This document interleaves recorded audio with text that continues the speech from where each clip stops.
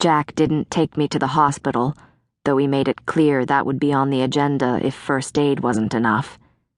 He had his kit in the back with his duffel, but since my arm was adequately bound, he took me to the hotel room where he could work with clean water and decent lighting. The cut was worse than I hoped, but not as bad as Jack feared. He had butterfly bandages in his kit, the small strips that could be used in place for stitches for minor cuts.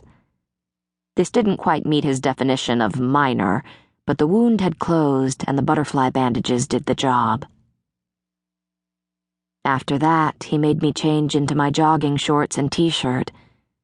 Then he checked me over, me sitting on the edge of the bed, his hands running down my legs, the adrenaline from the night still pumping, and yes, I'd be lying if I said I didn't enjoy that, even if he was all business.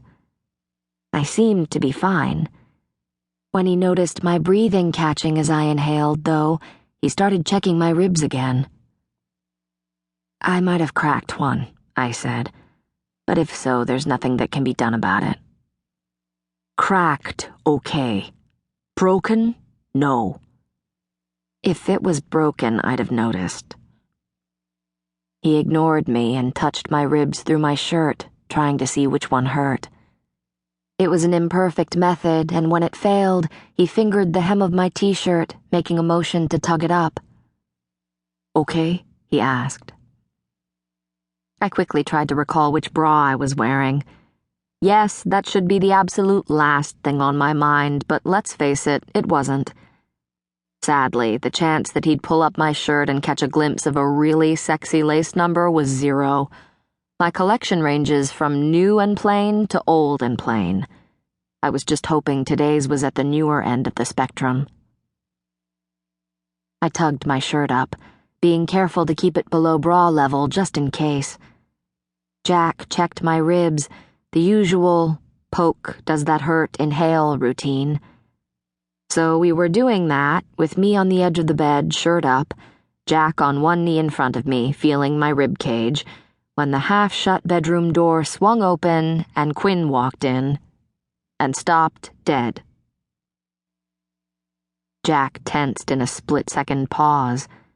Then his jaw set, as if to say, I'm not doing anything wrong, so I won't act as if I am, and he pressed on one of my ribs again, saying, That one? Nope. Pretty sure it's only the one on the left. I glanced up at Quinn. One cracked rib. Not bad for being thrown from a car. You were thrown, he said, moving into the room now and handing me my phone. What happened? The trunk popped open? No, I popped it open, thank you very much. I was mere seconds from making my daring escape, rolling onto a deserted highway armed only with a knife. But my timing sucks. I popped the trunk just as Jack was firing at the rear tire. I grinned at Jack. I bet that was a shock. Yeah. You? Quinn turned on Jack. You shot out the tire with her in the trunk? He didn't know I was opening it. That doesn't matter.